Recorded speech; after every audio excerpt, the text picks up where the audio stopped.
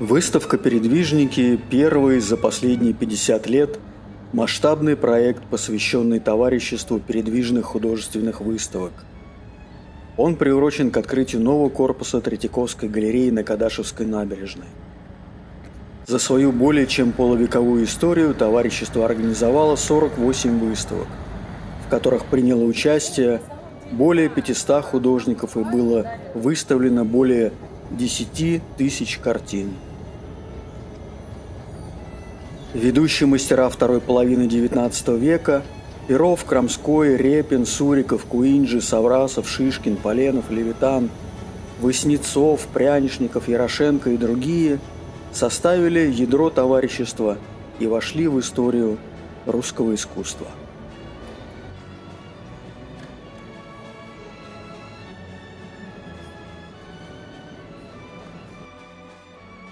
Начало и становление реалистической пейзажной живописи в России неразрывно связано с именем Алексея Кондратьевича Саврасова, а его картину «Грачи прилетели» можно считать, по выражению Бенуа, путеводной звездой в формировании национальной школы пейзажа.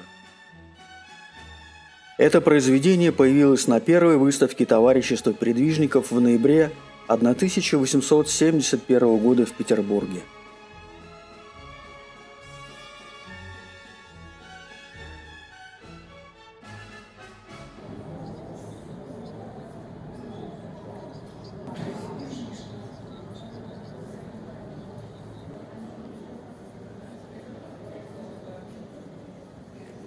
Василий Перов «Охотники на привале».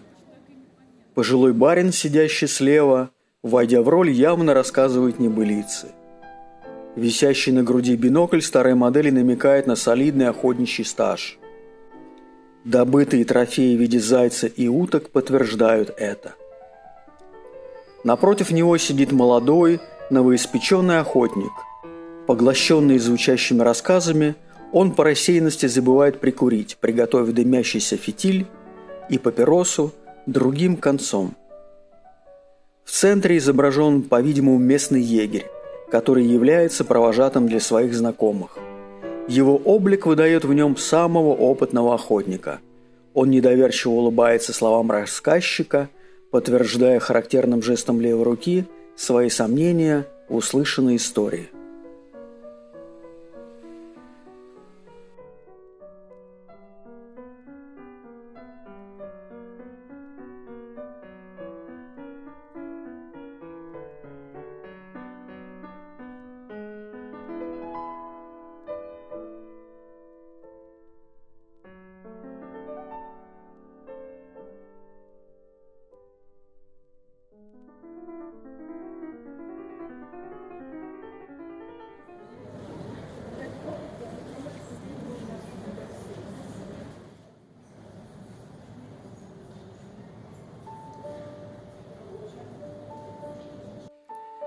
Василий Суриков «Утро стрелецкой казни». Сюжетом для этой картины Сурикова послужил последний стрелецкий бунт, произошедший в 1698 году.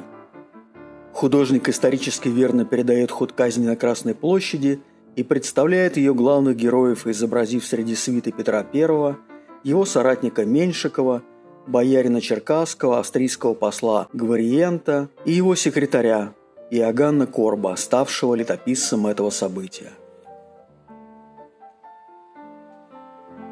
Суриков композиционно подчеркивает противостояние непокорной Руси в облике стрельцов и царя, окруженного свитой, олицетворяющего образ новой европеизированной России.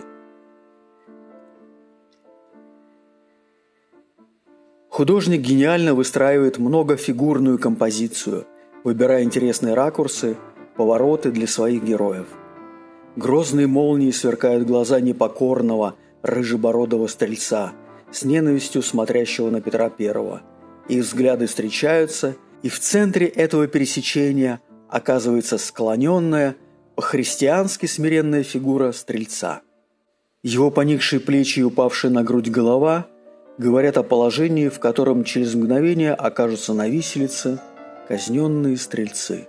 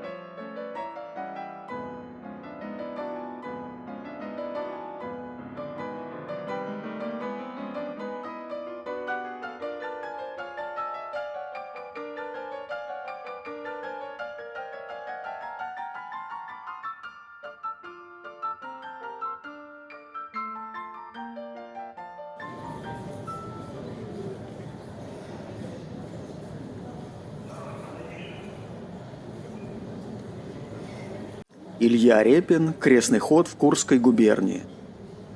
На картине изображен крестный ход в честь особо почитаемой Курско-коренной иконы Божьей Матери, совершаемый ежегодно из Курского Знаменского монастыря в Коренную пустынь.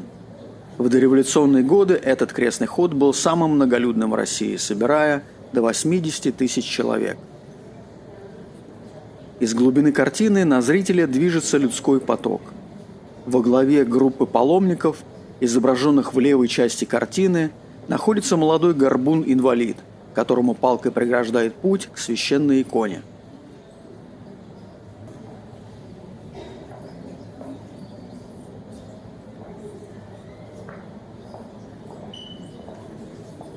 По краям процессия оцеплена конными соцкими и урядниками, которые следят за порядком и охраняют проход от толпы бедняков.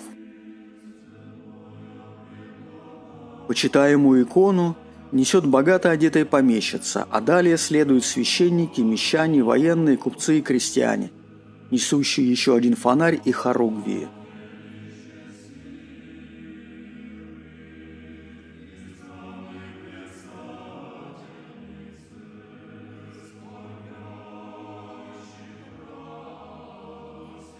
Впереди две женщины несут пустой чехол от ионы, называемый киот. Далее следуют певчие и рыжеволосый диакон. В правой части картины идут крестьяне и несут на плечах накрытый, позолоченный куполом фонарь, украшенный пестрыми лентами.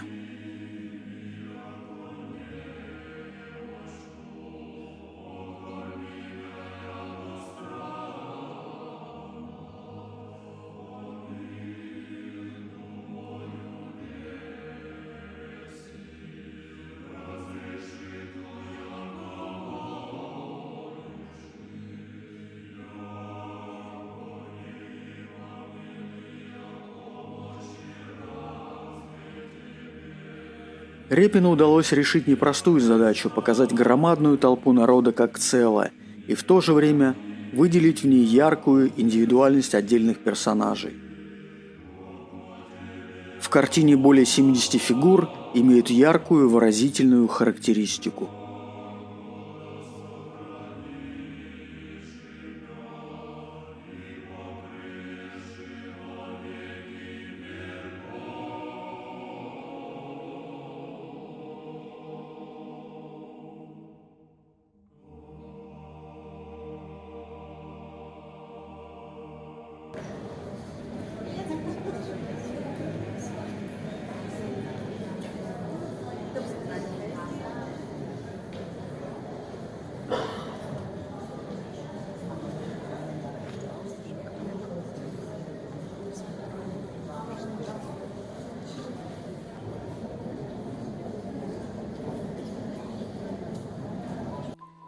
Как-то художник Иван Крамской случайно увидел и был поражен красотой камеи, которую подарил император Александр I своей фаворитке. На камее была изображена жгучая брюнетка знатного грузинского рода Варвара Ильинична Туркестанова. Так и появился портрет неизвестный. Туркестанова стала фрейлиной поздно, в 33 года, а в 38 ее приметил император Александр I. В 42 года она влюбилась в 24-летнего красавца князя Владимира Голицына, а через год Варвара Туркестанова тайно родила девочку. Но она не смогла справиться с ужасом своего положения. Незамужняя фрейлина родила в 43 года и приняла яд.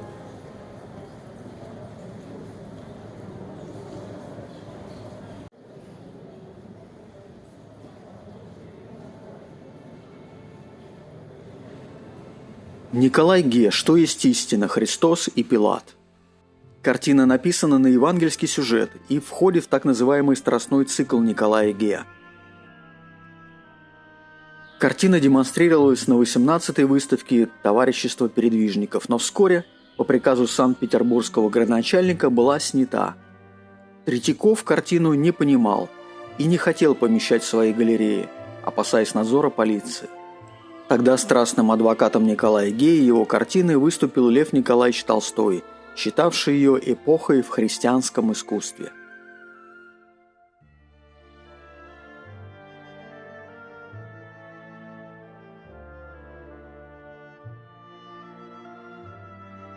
Иван Крамской «Христос в пустыне». Картина стала гвоздем второй выставки товарищества передвижников, вызвав множество откликов в печати и неумолкающие споры и недоуменные вопросы.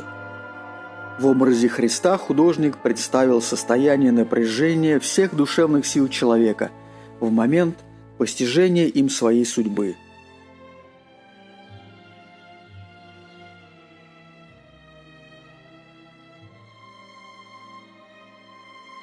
В 1873 году Совет Императорской академии решил присудить Крамскому звание профессора за картину «Христос в пустыне».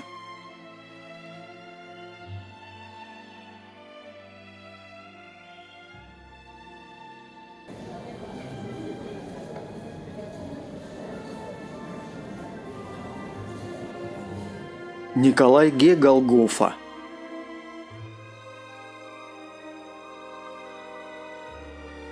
Творчество Николая Николаевича Ге не только заканчивает XIX век, но и открывает новую страницу искусства XX века. Ге по возрасту самый старший из передвижников. Картина «Голгофа» написана на евангельский сюжет и входит в страстной цикл картин. Чем ближе к финалу евангельской драмы, тем экспрессивнее становился его язык, тем свободнее форма, забывшая обо всех правилах и канонах академической выучки.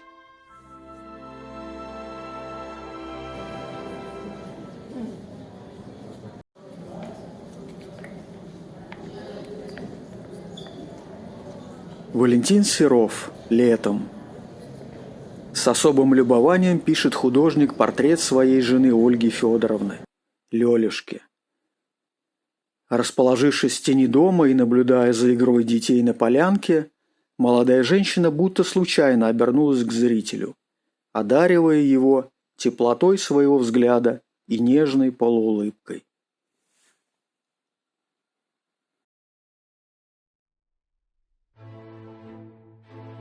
Илья Репин. Царевна Софья Алексеевна. Царевна Софья Алексеевна – четвертая дочь царя Алексея Михайловича и регентша при несовершеннолетних братьях-государях, будущем Петре I и Иоанне. Картина отражает момент, когда царевну Софью обвинили в измене и заточили в Новодевичий монастырь. В 1698 году стрелецкий бунт, который она возглавила с целью захвата власти у брата Петра I, был подавлен. Софья была пострижена в монахини с именем Сусанна, а поддерживавшие ее стрельцы казнены.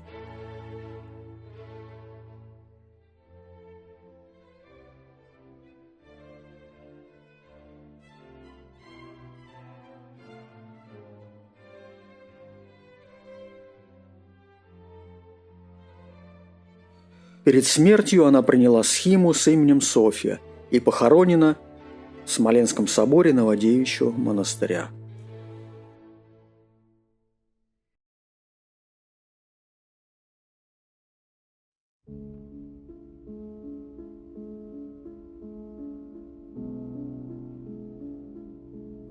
Владимир Маковский «Ночлежный дом».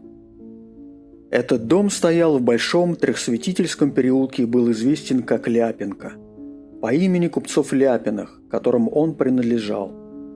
Ночлег здесь предоставлялся бесплатно, поэтому пользовался большим спросом.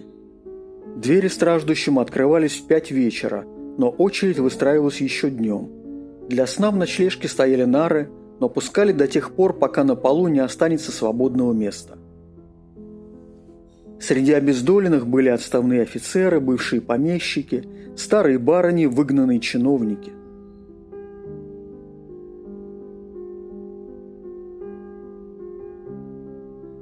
Известнейший художник Алексей Кондратьевич Саврасов, автор картины «Грачи прилетели», в конце жизни своей также бродяжничал и скитался по ночлежкам.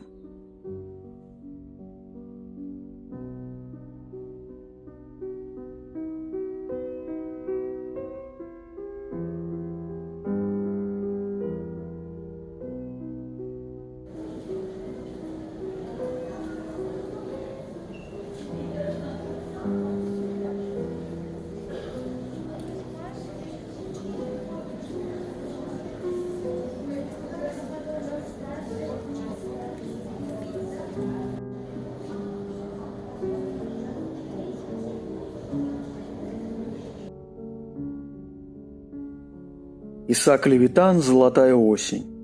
Левитан показал нам то скромное и сокровенное, что таится в каждом русском пейзаже, его душу и очарование. Писал Михаил Нестеров. Исааку Левитану суждено было стать основоположником нового направления в русской пейзажной живописи – пейзажа-настроения.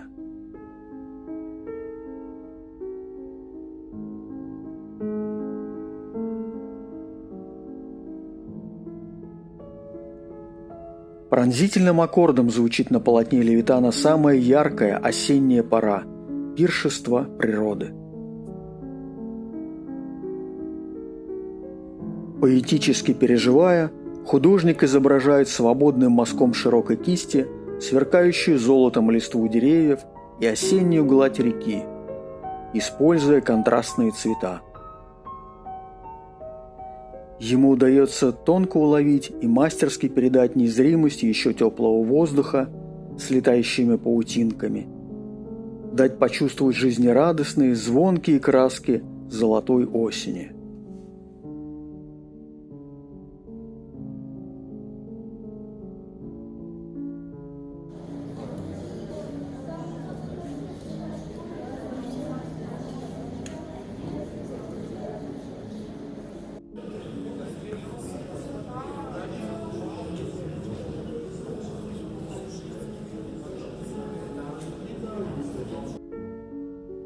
Сергей Виноградов «Бабы-подруги». Эту картину не приняли на 21-ю выставку передвижников, проходившую в 1893 году. Основанием для отказа было то, что работа слишком французская, в ней слишком много света.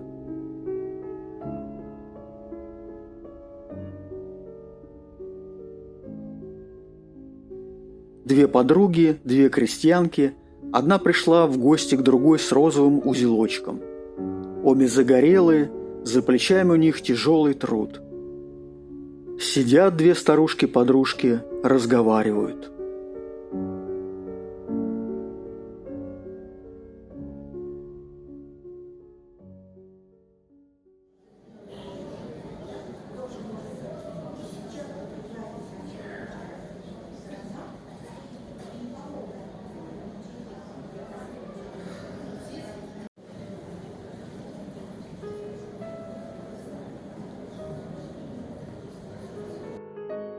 Константин Коровин в саду Гурзуф.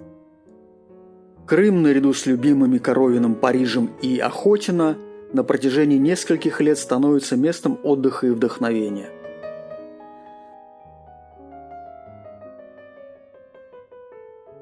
В 1910 году художник купил в Гурзуфе участок земли и 14-комнатный дом из белого камня, нареченный «Вилла Саламбо».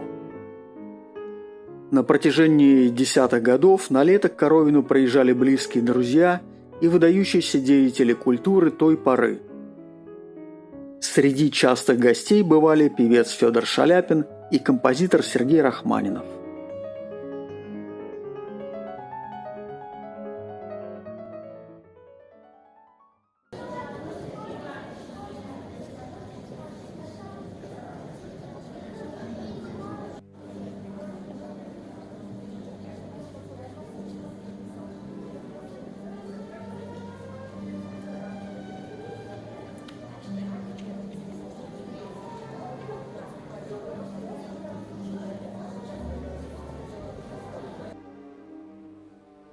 Портрет Петра Ильича Чайковского, написанный Кузнецовым, это последний прижизненный портрет великого композитора.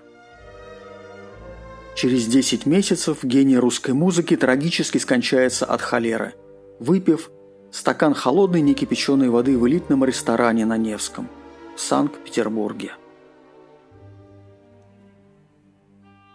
А пока он в Одессе, на постановке оперы «Пиковые дамы», где Кузнецов и пишет его портрет. По воспоминаниям Модеста Ильича Чайковского, брата композитора, Петр Ильич позировал прямо в театре в перерывах между репетициями.